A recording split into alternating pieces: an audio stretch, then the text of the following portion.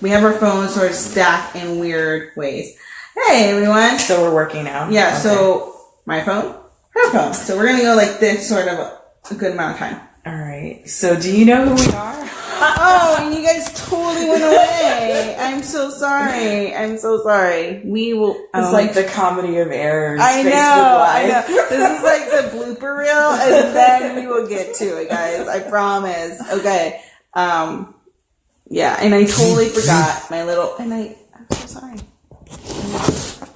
You know what? I was thinking about doing it like this. Like this part can go here underneath the like edge of the body. You could put it on the table. And this will just keep it kind of like intact, hopefully. Like that? Mm-hmm. Oh, teamwork.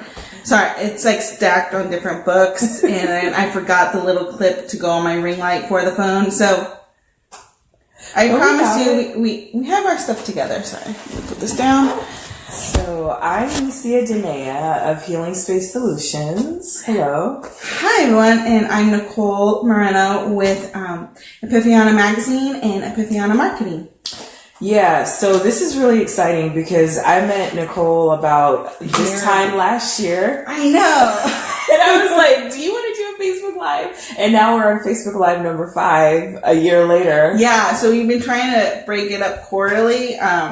And so it's just it's so funny how it keeps happening, but yeah, we're trying to be responsible with it. So, let's get started. So we are going to talk about 2018 social media trends. Mm-hmm. Yes. So, there's a few. Do you have a script written out? I have to, because I like to talk a lot, and if I don't have like a guide, then we'll be here until like tonight. Okay. So, the first thing that I wanted to talk about is it's really good to have your metrics and your analytics set up. And so that's something that I myself am getting used to, and I'm realizing how important that is to really connect with my audience, with my tribe of clients by understanding what's happened. So I've had an intern once. I think Nicole's had interns like several times, but what my intern this past year introduced to me is Kissmetrics.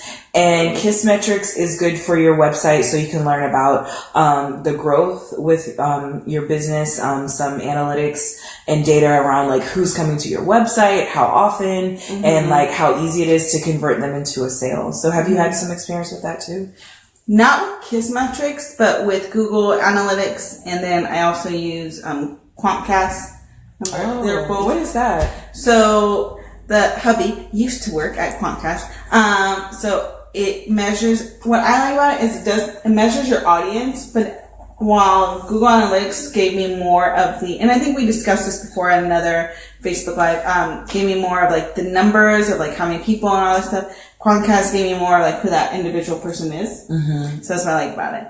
So going back to using analytics to help with like retaining your customers and knowing who your customers are. Hello everyone that's popping on, by the way. One of the things that I'm going to get better at for the new year. So I have these analytics. The thing for me is I don't check them as often as I should. I check social media analytics all the time because it's just easier. Like I can hop on Instagram, Twitter, and Facebook and look at those analytics, but that doesn't really help with the whole website. So recently I've been put in my calendar to look every quarter on Google Analytics, and one of the things that totally slipped my mind when I checked one time recently was I used Google Analytics to see where my customers are coming from the website. Mm. So with the magazine, it's good to know like which social media channels are actually referring people to the website. You know, it's like, it's one thing to see your social media channel and be like, I have this many followers, but how many of them are actually clicking on the magazine and, you know, actually wanting to read what we write. And so what I realized is from there was a certain month that did really well for Instagram. Mm-hmm. And so it's not just looking at like the people that are coming to the magazine, but what I also inferred from that information was there were certain types of posts we posted on Instagram for that month that just let me know that, these type of posts are actually quite popular for that social media channel, and it will get me the most people to come to the website. I like that. Yeah, so you can get all this information, and it is easy to go to like Facebook and look at your insights, or if you have your Instagram set up as a business page, then you can look at the insights there. So I wish they would give you more insights on Instagram, though. Yeah, it tells you how much men and women are following you, and like what cities, and how much people have liked your things. But yeah, it's cool to like geek out on all of these things. So what is that? It's called Quant. How do you spell that? Quantcast. So it's Q-U, and I don't know why I'm doing this. I think it's just like my years of working with like really young kids in the nonprofit world. So Q-U-A-N-T, and then cast. C-A-S-T. I totally use my teacher voice right now. That's cool. Yeah. Okay, so another big thing to really look out for, I think, when social media first began, it was like, you just tweet something, or you might write like a really nice, engaging Facebook post, but it's time to move to video and Instagram stories and Snapchat. I know you're like more of a Snapchat queen than I am. Like I kind of avoid Snapchat, so I'm more doing the Instagram stories more, but what do you think? Yeah, so I actually wrote that down. So Instagram stories is something that we're picking up more and more. I think it is very vital for brands. So, and also just for a magazine, because I feel like a lot of people are more comfortable going to Instagram stories than Snapchat. You have this whole demographic of people that just did not get with Snapchat because, I don't know, they were over the age of 35. But they really like Instagram because, let's be honest, Instagram is still pretty easy. You lay in your bed, it's like, beautiful photo, beautiful photo, beautiful photo. And so now there's these stories. For me, the reason why it was hard to jump on that bandwagon is I personally don't watch anyone's Instagram stories. I'm really sorry. I know you guys do a great job, but I personally don't watch them. But I realize that people actually do watch them. So for the magazine, at least, we're doing Instagram stories like twice a week, on Tuesdays and Thursdays. So for the next coming month, every Tuesday, we're going to have, our social media intern, Mackenzie. She's doing cooking. She cooks. I don't cook. So she's going to give you guys recipes. But I think, video is very important, and Instagram stories, more and more people are going to go watch your Instagram stories than I think Snapchat. However, Snapchat is still, I think, important just because, for me at least, it's easier to connect with people nationally. And then also, what I've noticed is we've grown a lot of, especially our readership with the younger audience, so the 18 to 24. And I think that has to do with Snapchat. Yeah, and that was the thing for me, is like, I don't think I'll really find my audience there. And it's, on Snapchat, you would have to build your following a lot more. And then with Instagram, since Facebook owns Instagram, it's like you have like a certain amount of followers already. So I kind of did a test like a few months ago with like Snapchat, and like whenever I would do some Snapchat things like once or twice a month or something like that, there would maybe be like only just like maybe 5 or people or whatever, like people following the stories. But if I put an Instagram story up with only my business page, for my wellness business has like a couple hundred right now followers, and there'll be as many as like 10-15 people who are, looking and paying attention to either Instagram Live or an Instagram story. And the other thing too is, the takeovers. Like when I've collaborated with other brands and done takeovers with them, like they already have like, thousands of followers already, and they might not have that on Snapchat. So it's been easier for me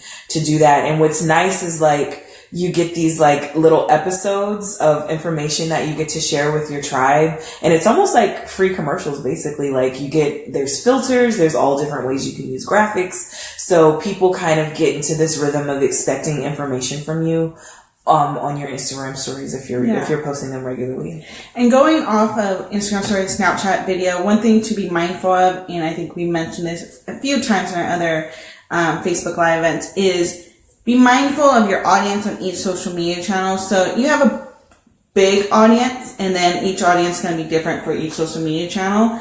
And one of the things that, for example, one of the Snapchat channels I follow is the New Yorker.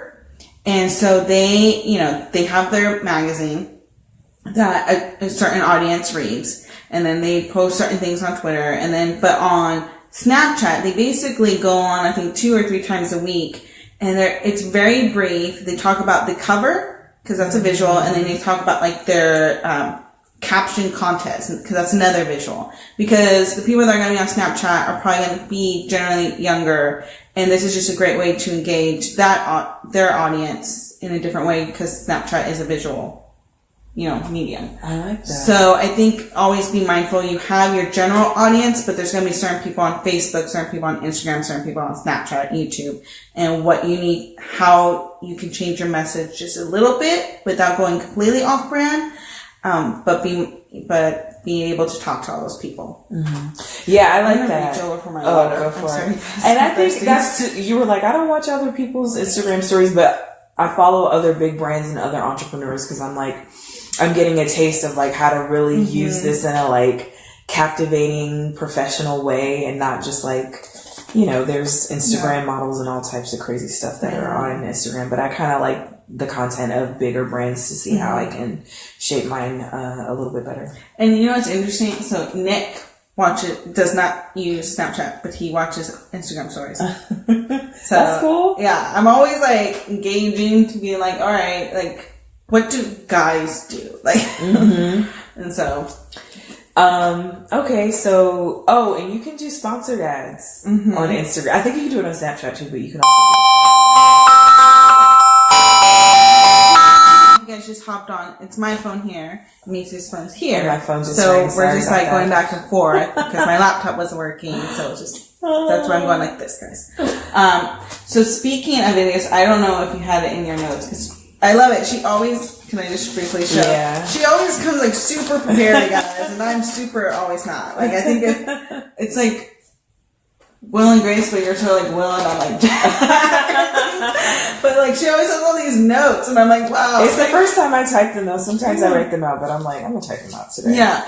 Oh, geofilters. Snapchat has geofilters. I don't think Instagram has geofilters, do they? So if you're like at an event or something and it's like, if you went to an event by the New Yorker, you could get one of the they do have it on Instagram? I don't know. I know they have the location thing. Do you guys know if Instagram Stories has a geofilter if you guys know what we're talking about? That would be cool. That would be cool. And I think it's just easier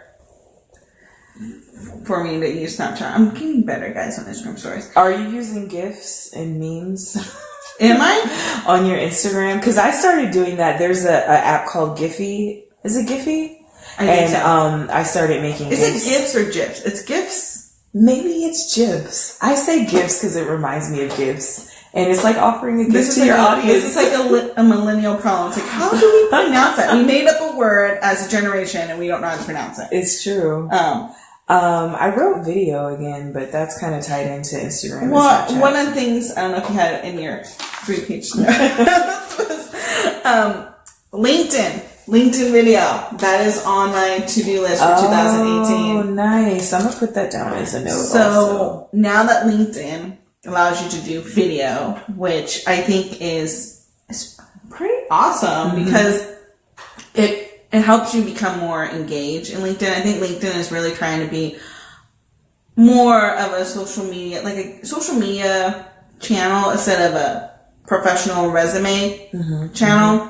I mean, you're still not going to post like had a great night with you like passed out drunk on like a couch somewhere, but I think with LinkedIn videos, it allows you, we could do something like this on LinkedIn. It allows you to be cool. Like more professional. And one of the reasons why I want to use it is I have a lot of connections on LinkedIn. I'm so close to 1,000. Oh, really? That's nice. Yeah, I don't know why, but that makes me very happy because I worked really hard for that. But it's just more, I feel like I have more people there that would watch the videos. However, you have to be like consistent with the videos on LinkedIn, and it's like, so I think LinkedIn videos is going to be, you're going to see more and more of them. I have to try it. I'm interested. It sounds really cool. Yeah, and I think Apple users, this is one of the reasons why I'm on iPhone, is I think Apple users could actually, and I think neither one of us has an iPhone, could post. Are you going to get the iPhone X? No. Okay. No, I'm not going to get the iPhone X. Okay. I have a Samsung. She has an LG, guys, just letting you know. But for LinkedIn, if you're an iOS user, I think you could post multiple photos on your LinkedIn post as well. Instead of that one photo. I'll have to play around with LinkedIn more because I've noticed that platform has changed over the last few months. Yeah, they're really trying to make it engaging and not so stuffy.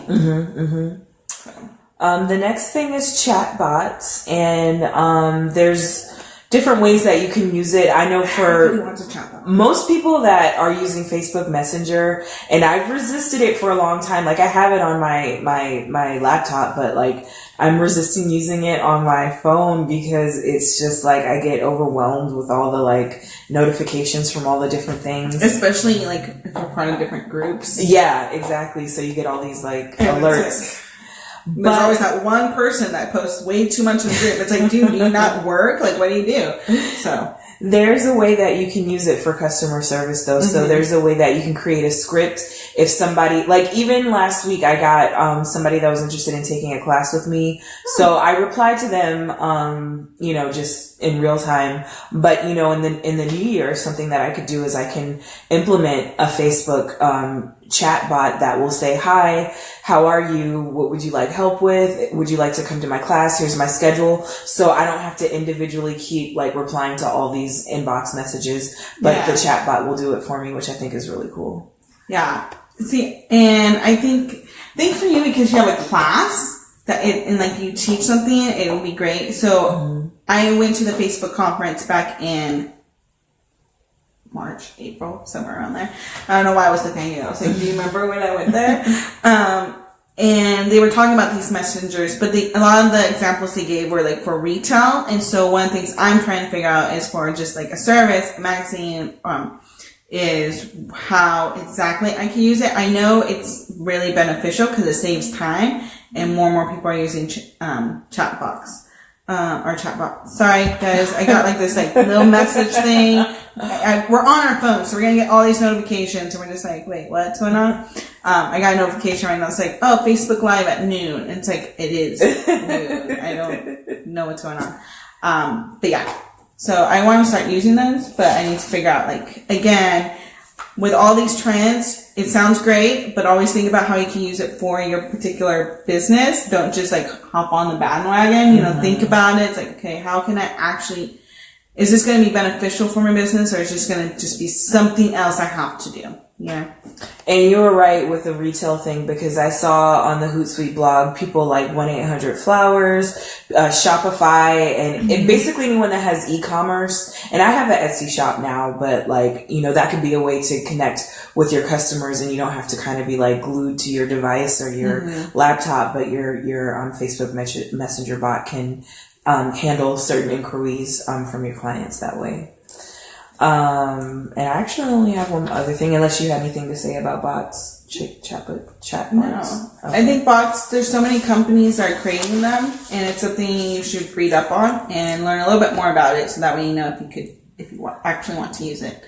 And so the Facebook Messenger platform, I think, what were you going to say about that? I was looking at our notes again. It's, it was the same thing about chatbots, and it's almost mandatory now. I was resisting so long downloading the app, but you kind of have to in order to have this full functionality around Facebook now, because mobile is so important now with all of your social media platforms, and Instagram and Snapchat are very easily used with, you can't really use Snapchat on a desktop, can you? I don't think so. I don't think so. No. So, that's kind of just my other point about Facebook Messenger. Yeah.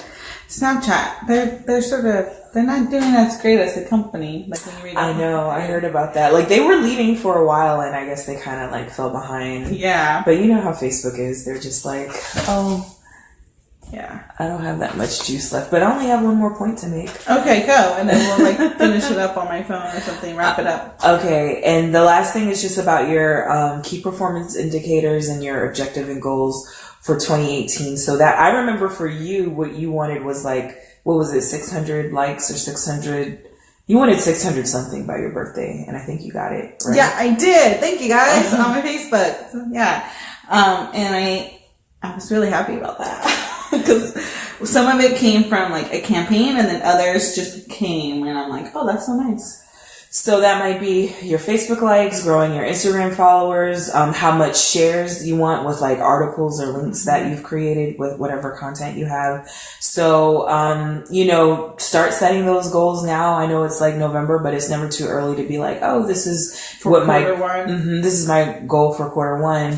And that brings me to 2018. And I think, you and I have this idea of collaborating and sharing information with you if you want to get some coaching around what it would be like to start Q1 with like implementing a lot of the things that we've shared in the Facebook Lives, and you get a little bit of hand holding as far as like what it is that you need to do if you're feeling clueless about how to start that journey of really having some commitment around your marketing. And having some plans, because I know these last couple of videos, we just throw a lot of ideas at you.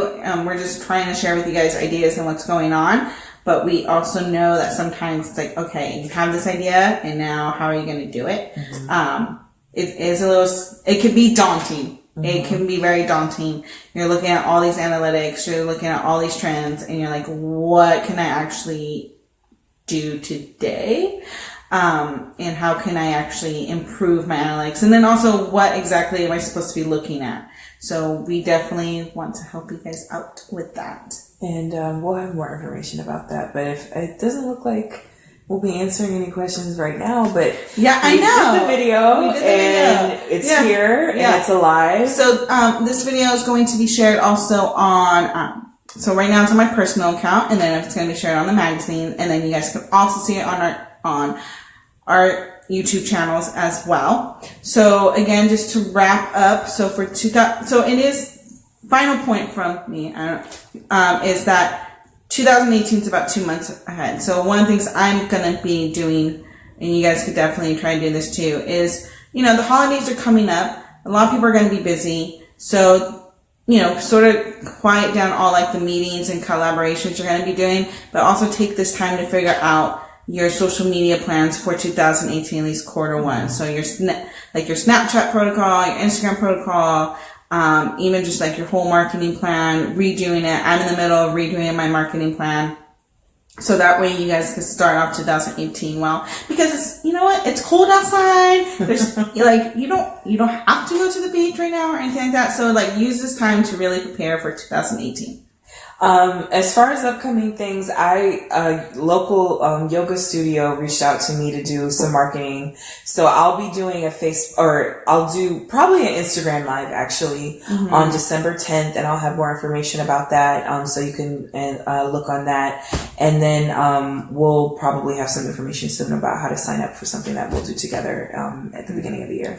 Yeah, I have no upcoming events. My Female Founders event was a month ago. But, and that was amazing. I was so happy. It was cool. I came at the end, but I gave her flowers. Yeah, she did. And a card. Yes. So it was great. But I think coming up the new year in February, I'll be in Houston, and then I'm planning a Vegas trip. So stay tuned for that. It'll be ways you guys can meet me. And then I might be going to Seattle as well. But these are all going to be events where you guys could chat with me. So there we go. All right. Thank you guys so much. Enjoy your Monday, and I hope everyone's clock. You guys are all on the same time. Extra hour was great. It was. I felt so relaxed. All right. So now we're going to come super close, you guys, and we're going to turn off our phones.